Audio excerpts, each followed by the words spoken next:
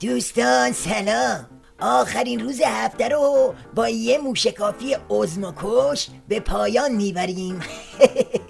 امشب میخوایم بریم سراغ خورخورای خفن خرچنگ نظام که در روز عید قربان ناله های علی گدا تو دوران پسازرخوری رو اینطوری رله کرد. روح مسئله برجام، آن که ستون فقراتش هست لغو تمام تحریم های ظالمانه دشمنان هست، نه تعلیق. مهمتر از اصل مسئله برجام مسائل بعد از برجام هست. امریکا میخواد چنین تلقی کنه دیگه یخها آب شد تمام شد. نه خیر، چنین نیست. ما 180 درجه همچنان با امریکا اختلاف داریم. بله دیگه، برجام که گذشت تموم شد و رفت. الان اصل داستان مال بعد از برجامه.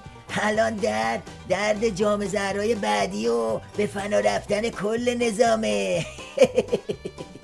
امریکا همچنان در پی سقوط نظام اسلامی است. طراحیشون اینه تحریم‌های هسته‌ای تمام شد، برن سراغ تحریم‌های حقوق بشری، تحریم‌های مبارزه با تروریسم.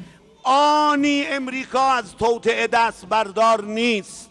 هدفشون دین ماست. وقتی آخونده دین فروش از دین حرف میزنن یعنی قتل و غارت، یعنی دزدی، یعنی جنایت، یعنی بگیر و ببند، یعنی عمامه گذاشتن رو سردر دانشگاه. این نمی شود مگر آن که محیط‌های آموزشی ما محیط علم باشد، محیط تقوا و فضائل و ارزش‌های الهی باشه. اگر محیط علمی شد باشگاه سیاسی احزاب، محل یارگیری این حزب و اون حزب، سیاست زده شدن.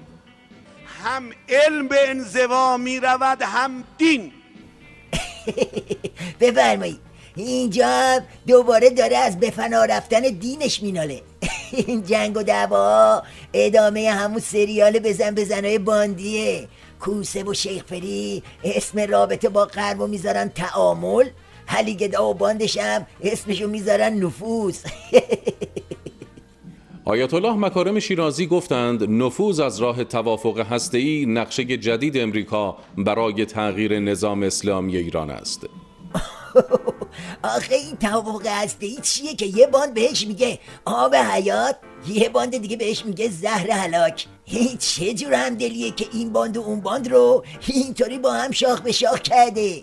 این آتیشی که من میبینم به این سادگی ها فروکش نمیکنه.